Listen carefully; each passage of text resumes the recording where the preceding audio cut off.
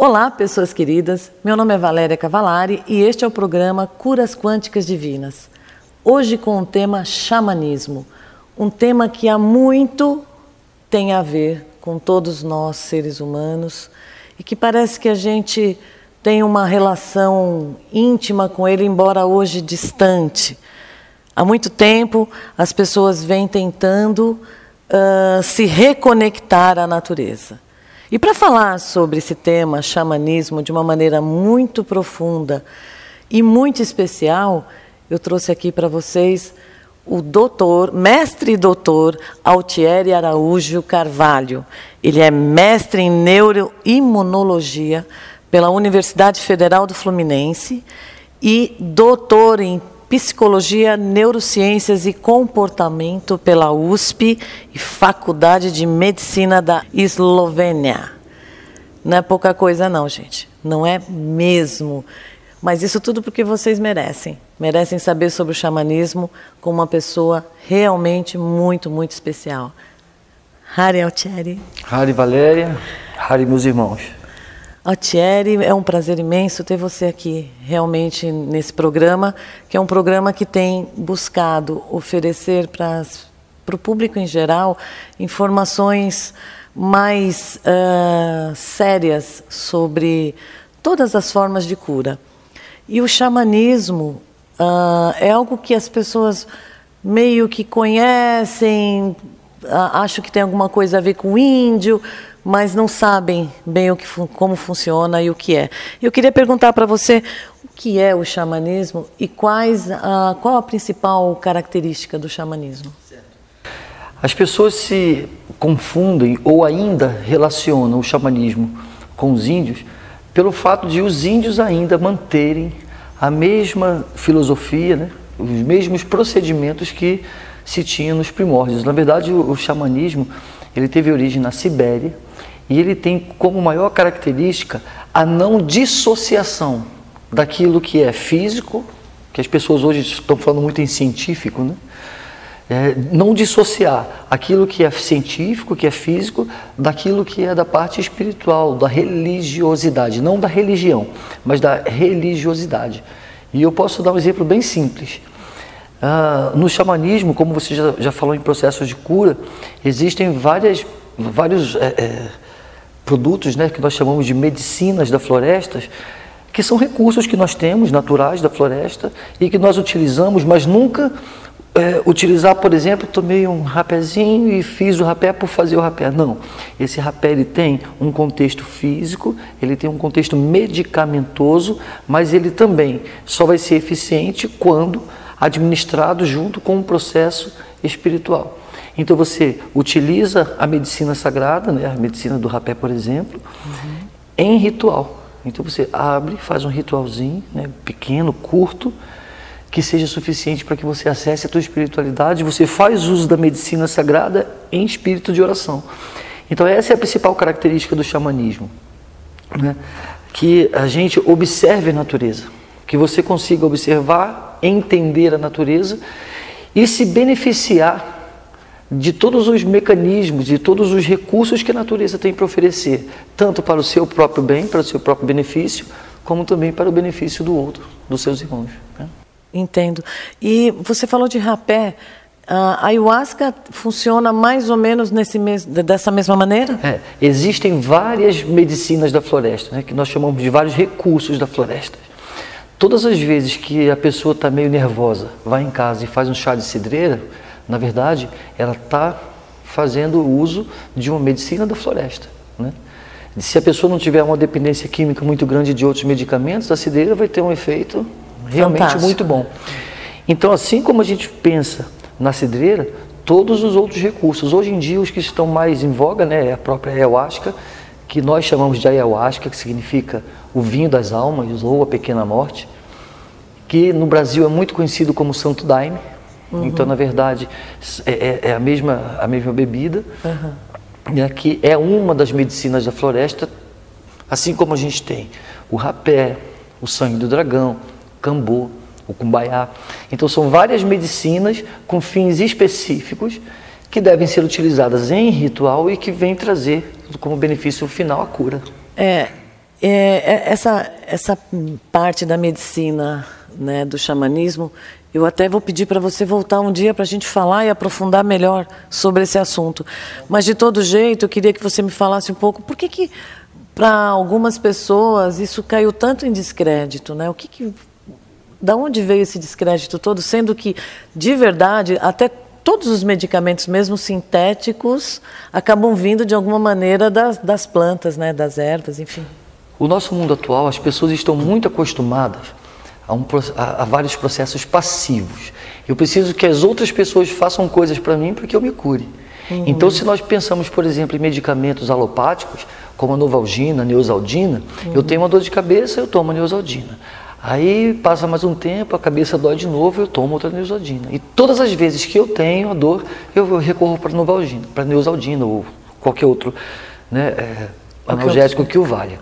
Então, na verdade, nós ficamos habituados a não tratar o problema, e sim eliminar o sintoma.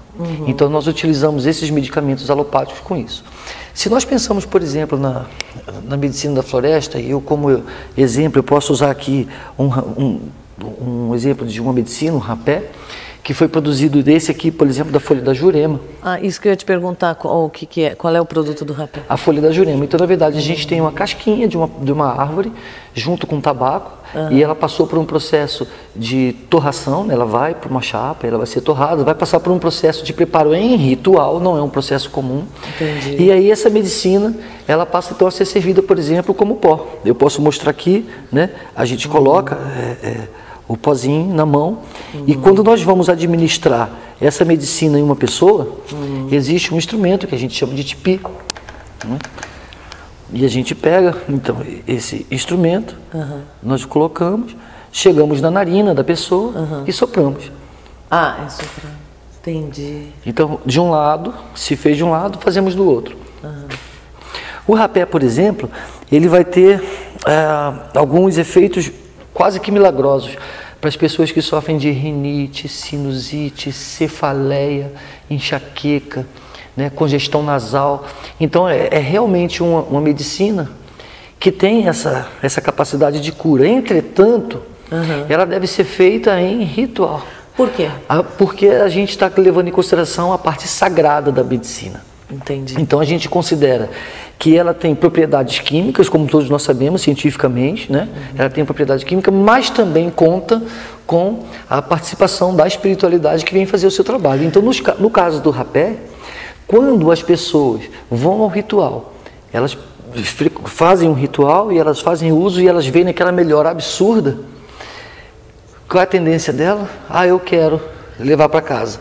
Aí ela vai na internet, compra, eu vou só esconder a marca. Aí ela vai lá na internet, compra na internet, chega em casa e ela começa a fazer uso de todas as vezes que doeu, usou. Então elas começam a usar o medicamento da medicina da floresta como se fosse um medicamento alopático. Qual vai ser o problema do rapé?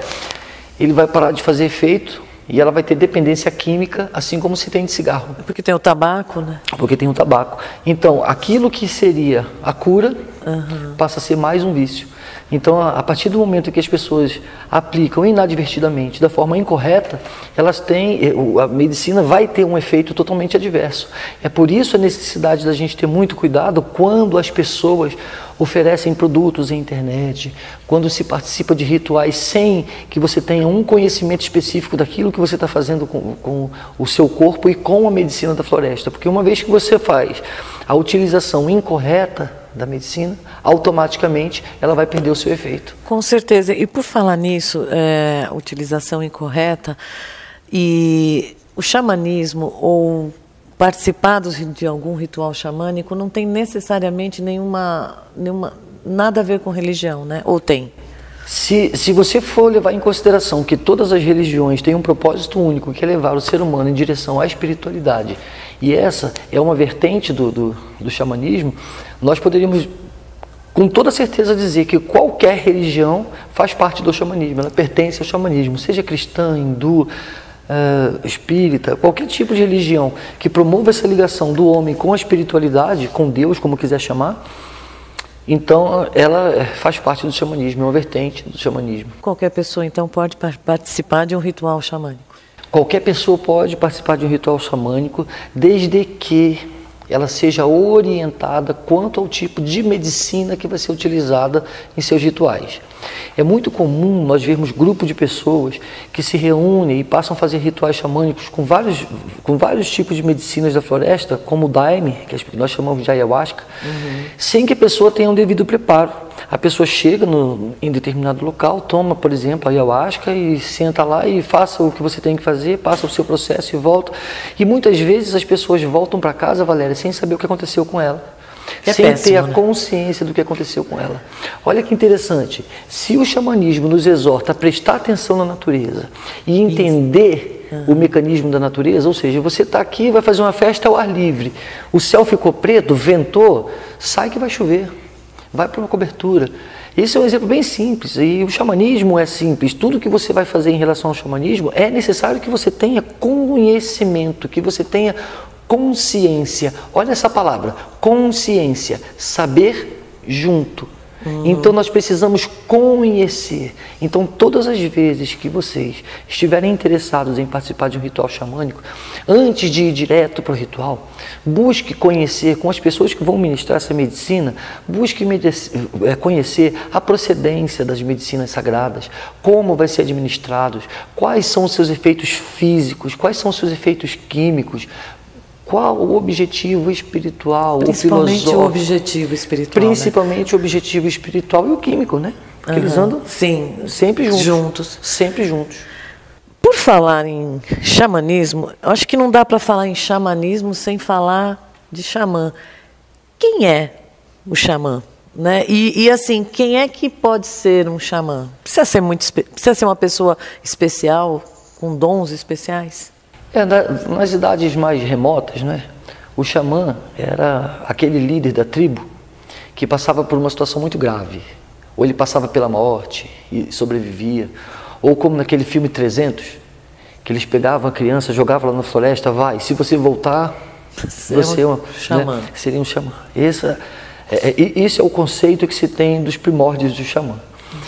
Pela filosofia xamânica, todas as vezes que você se propõe, então, a se destituir desses conceitos que afastam a espiritualidade do conhecimento humano, todas as vezes que você se pretende, né, unir, e todas as vezes que você começa a se subordinar às leis da natureza, observar as leis da natureza, observar o que o seu corpo fala com você e você responde. À medida que você vai participando desse processo muito observativo, reflexivo e no final da história prático, na verdade tem-se um xamã. Então o xamã não é um privilégio, não é um privilégio de uma única pessoa, mas um privilégio daquela pessoa que se propõe a entrar por esse caminho. Isso que você está falando sobre o caminho para se chegar a ser um xamã, né, é o que eu tenho percebido da evolução do nosso planeta agora, onde as pessoas estão caminhando, os seres humanos estão caminhando para serem mais pessoas humanas, próximas, divinas, para serem pessoas diferenciadas do que era no passado, que é isso, elas estão se aproximando do próprio poder, da sua essência, digamos assim, da fonte, né, de quem as criou. Exato, né? Valéria. E o interessante é que exatamente no xamanismo, nos rituais xamânicos, nós temos dois objetivos básicos. O primeiro é que você tenha contato com o seu eu interior, né, para que você se conheça.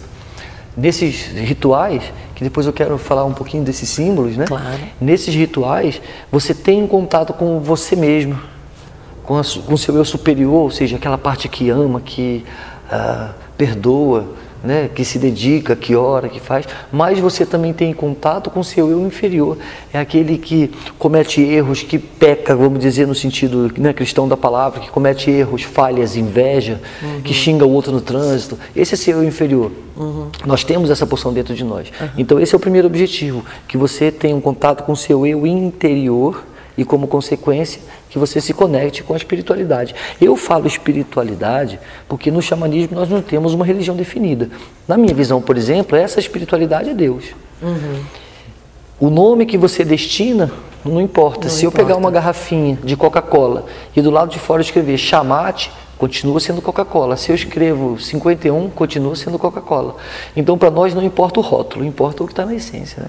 Ok. Você falou agora sobre o simbolismo do xamanismo, né? Quais são os símbolos do xamanismo? Dentro do xamanismo, nós utilizamos vários símbolos, né, bastante interessantes. Por exemplo, o chocalho, né, que a pessoa chama de chocalho, nós chamamos de maracá. Esse é um bem simples, que é feito com um carocinho de manga, né? Que, por exemplo, quando os índios, tem um índio ferido, e o pajé faz o trabalho, né, com todas as medicinas, ele vai lá, busca as folhas, trata o ferido, o doente, seja lá o que for. Quando acabam os seus recursos, ele então começa a tocar o chocalho, invocando os ancestrais que vêm em favor daquele que está doente. Nós, nos nossos rituais, tocamos o maracá como símbolo da intercessão. Como nós não conversamos nos rituais xamânicos, todas as vezes que se tocou o maracá, é para que você se lembre que tem alguém em oração por você.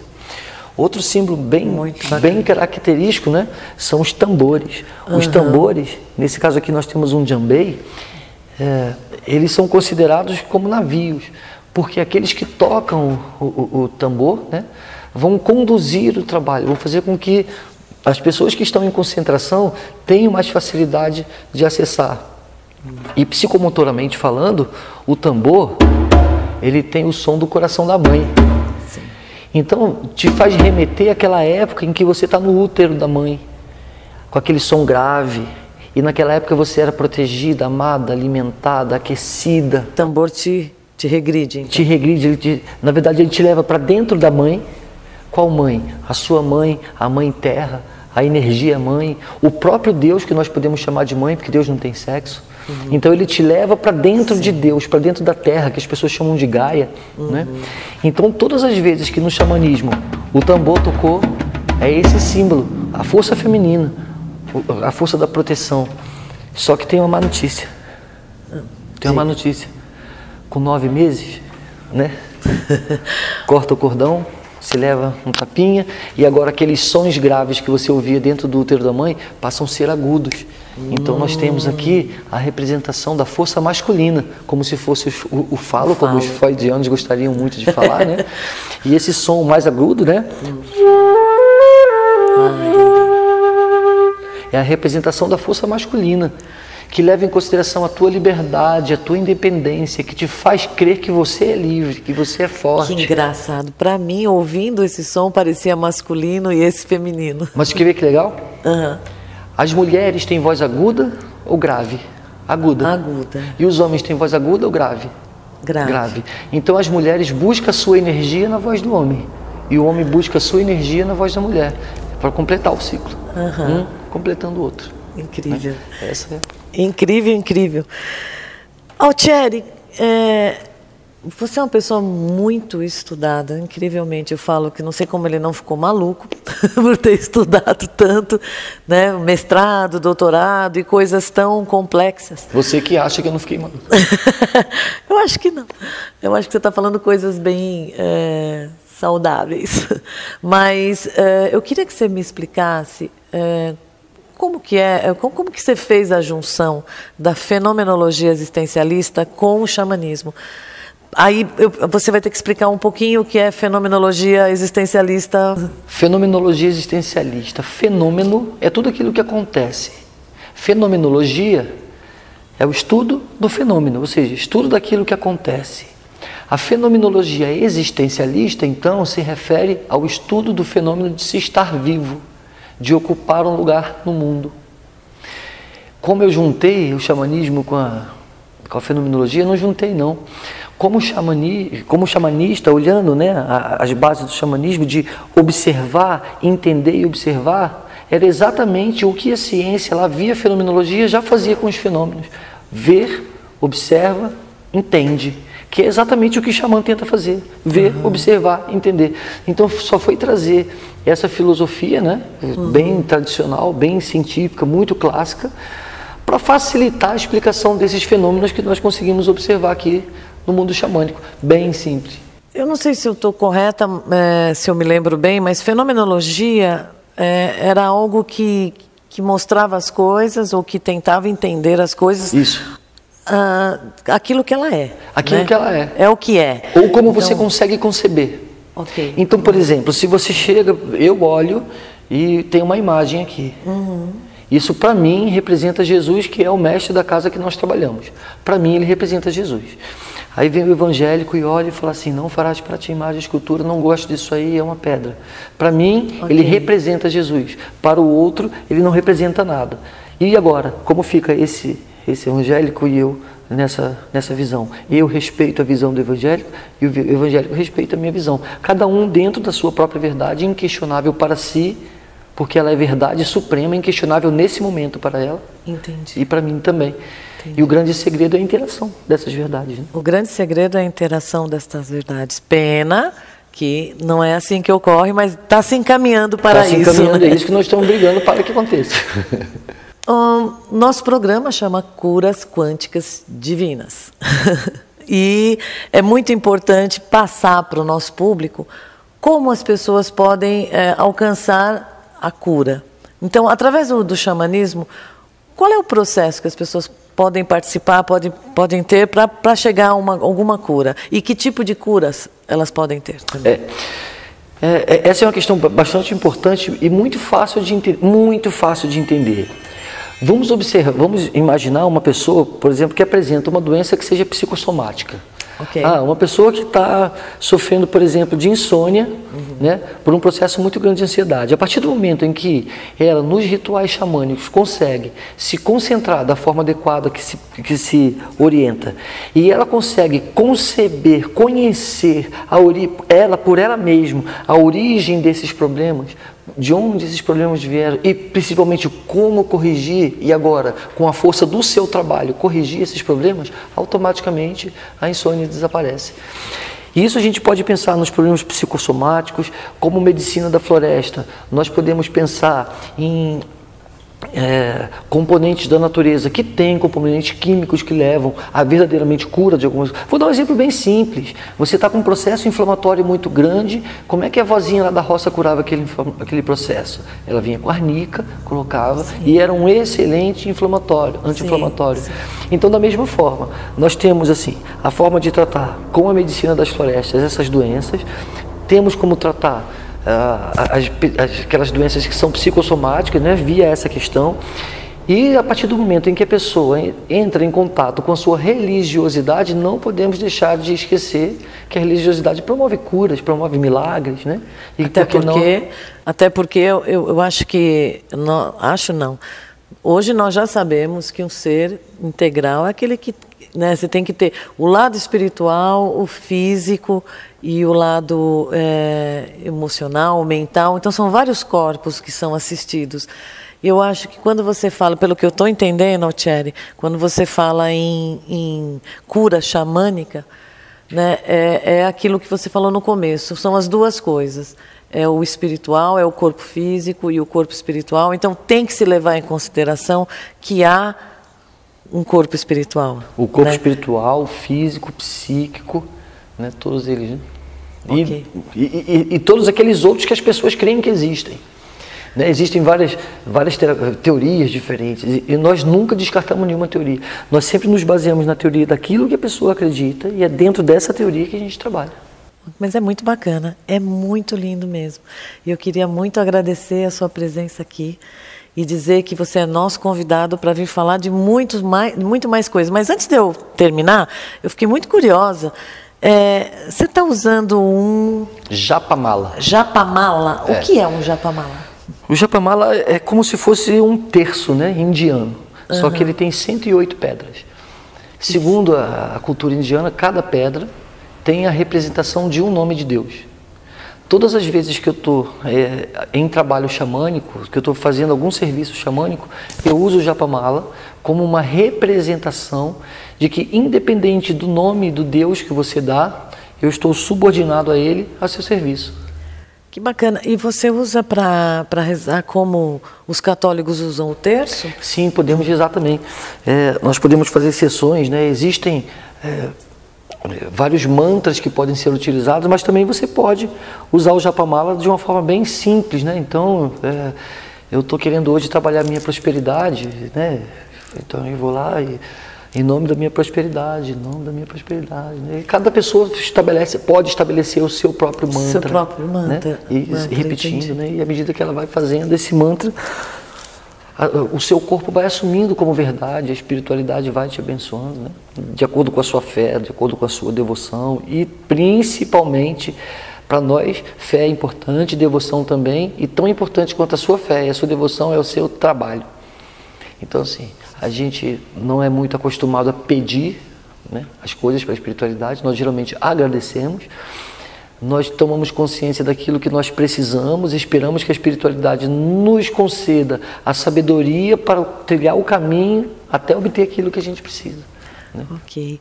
Eu queria duas coisas de você agora. Uma, que você deixasse um contato seu, alguma coisa para as pessoas te procurarem, se for o caso, e outra, que você também deixasse uma mensagem para todos nós. Ok, o nosso grupo é chamado Céu de Logos, nós fazemos reuniões mensais, todos os segundos sábados em Juquitiba, e para que as pessoas participem dos nossos rituais, é necessário que elas assistam uma palestra prévia, né?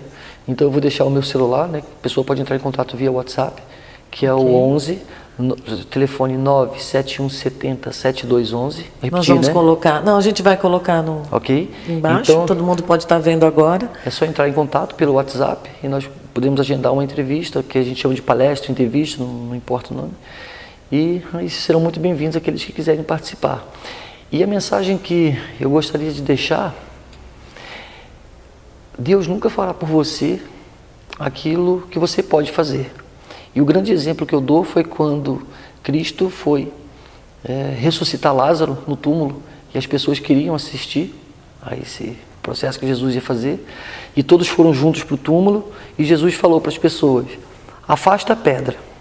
As pessoas afastaram a pedra. Ele chegou na frente do túmulo e disse: Lázaro, levanta e vem para fora. E Lázaro levantou e veio para fora. Jesus não afastou as pedras porque tinha quem afastasse. Se as pessoas podem afastar, ele não vai afastar. Jesus não precisava entrar na sujeira de Lázaro, de morto, para se contaminar com aquela sujeira, para trazê-lo à vida. Ele deu a vida e Lázaro vinha com as próprias pernas. Então a maior consciência que nós podemos ter hoje é: não espere que Deus faça por você aquilo que você deve fazer. Não espere que o outro faça por você aquilo que você deve fazer. Seja você uma pessoa forte, santa, um verdadeiro Deus, que nós temos as centelhas divinas, né, dentro de nós. Faça com que essa centelha divina brilhe, tenha força, busque espiritualidade, mas trabalha. Essa é a nossa mensagem. Maravilha, maravilhoso. Obrigada por sua presença aqui. Gratidão do fundo do meu coração. Acho que você foi uma...